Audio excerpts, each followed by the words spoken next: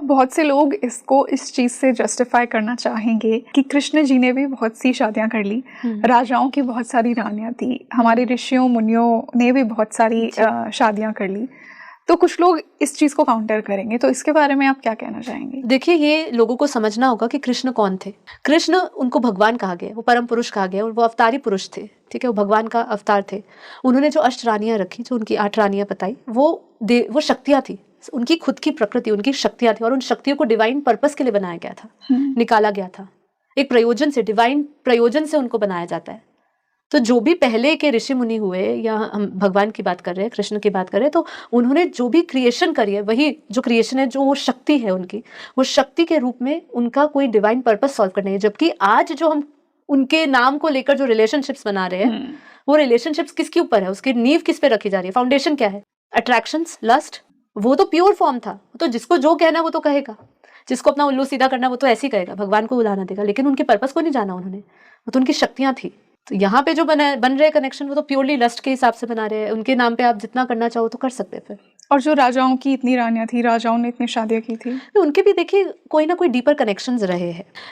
अलग अलग युग में, अलग अलग समय पर जो राजा भी हुए, जो अच्छे राजा हुए, वो राजाएं भी अपने, वो भी कोई ऋषि मुनि की आत्माएं थी जो राजा का रूप लेकर आई थी।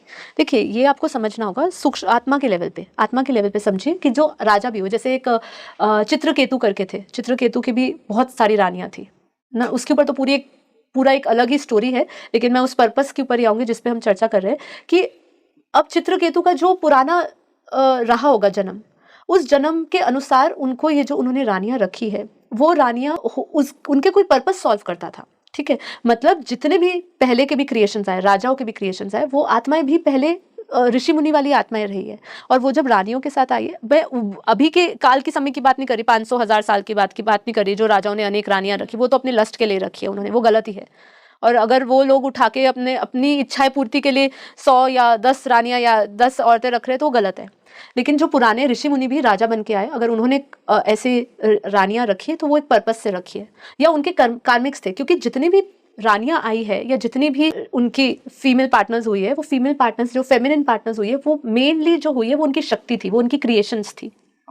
जितनी क्रिएशंस उन्होंने करी अपने अपने टाइम पे, वो सब अलग अलग रूप में उनके साथ जन्म लेकर आई। तो लेकिन अगर 500,000 साल पहले की कहानी राजाओं की ले लो, मुगलों की ले लो, या ऐसे ले लो, तो वो तो फिर प्योर लस्ट फॉर्म में था उनका, उसमें कोई कनेक्शन नहीं था। उसमें हम ये नहीं बोल सकते कि कोई डिवाइन पर्पस से आई थी।